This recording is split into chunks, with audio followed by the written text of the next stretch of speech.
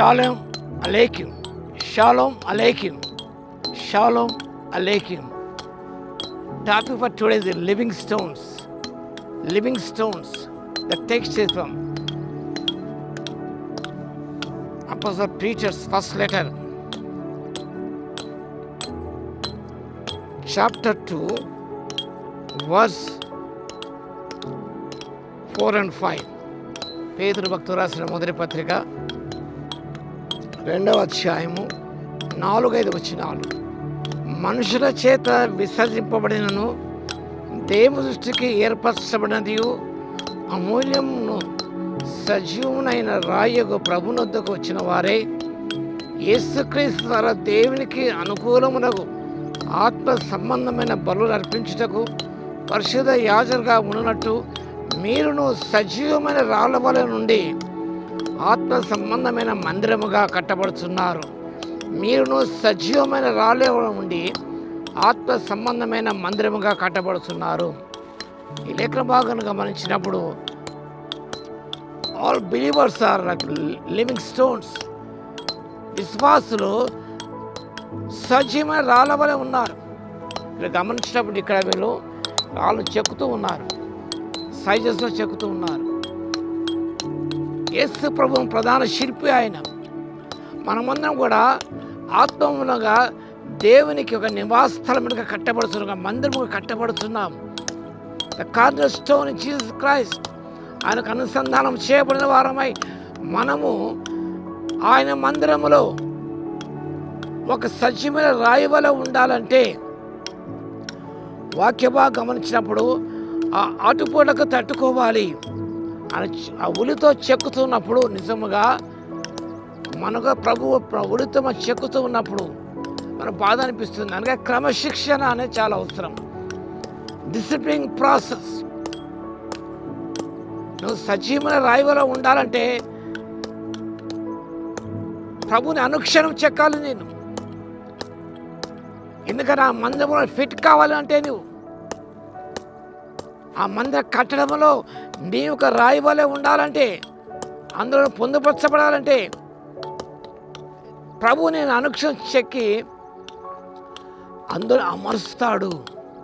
వాక్యభా గమనించినప్పుడు ఎందుకనగా మనము దేవునికి అనుకూలమగు ఆత్మ సంబంధమైన బలులు అర్పించుటకు పరిశుద్ధ యాజకులుగా ఉన్నట్లు. నిజంగా దేవుడు మనల్ని యాజకులుగా ఏర్పరచుకున్నాడు. ఇదే అధ్యాయము పేతురు పత్రిక మొదటి పత్రిక 2వ అధ్యాయము 9వ వచనములో వాక్య భాగం రాజులైన యాజక సమూహం అన్నమాట చూస్తున్నాం. నువ్వు ఒక ప్రీస్ట్గా ఆయన మందిరములో ఒక సజీవ రాయిగా నువ్వు ఉండాలంటే మొట్టమొదటిగా నువ్వు చెక్కబడాలి. Our lives are shapeless. వాటిని కరెక్ట్ సైజులో ఆ మందిరములో ఫిట్ కావడానికి ఆ యొక్క పనివారు చక్కగా చెక్కుతారు. అది మన జీవితంలో కూడా దేవుని మందిరంలో ప్రభు సేవలో ఫిట్ కావడానికి ప్రభు అనుక్షణంగా చెక్కుతూ ఉన్నాడు. ఎందుకనగా supposed to offer spiritual sacrifices to God as a priest. నూతన నిబంధనలో ప్రభు నమ్మిన ప్రతి విశ్వాసి కూడా ఒక యాజకుడు. ఎవరి believer in Christ is a priest.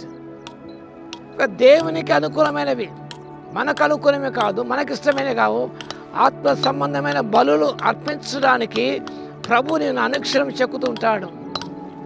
కాబట్టి మనం ఓర్చుకోవాలి. బాధ అనిపిస్తుంది. ప్రభు ప్రేమతో గద్దిస్తున్నప్పుడు, శిక్షిస్తున్నప్పుడు ఇట్ గివ్స్ us పెయిన్. అది పెయిన్ఫుల్గా బాధాకరంగా ఉంటుంది. ఆయన బాధ పెట్టేటను కృపా సమృద్ధితో జాలిపడే దేవుడు ఉన్నాడు. కాబట్టి మనం ఓర్చుకోవాలి. అనుక్షణ ప్రభు చెక్కుతూ ఉన్నప్పుడు ఆయన చేతులకు సమర్పించుకోవాలి. అప్పుడే నీవు ఆయన మందిరంలో ఒక సజీవ రాయిగా నీవు ఉండగలుగుతావు, దాన్ని వదిలిపోగలుగుతావు.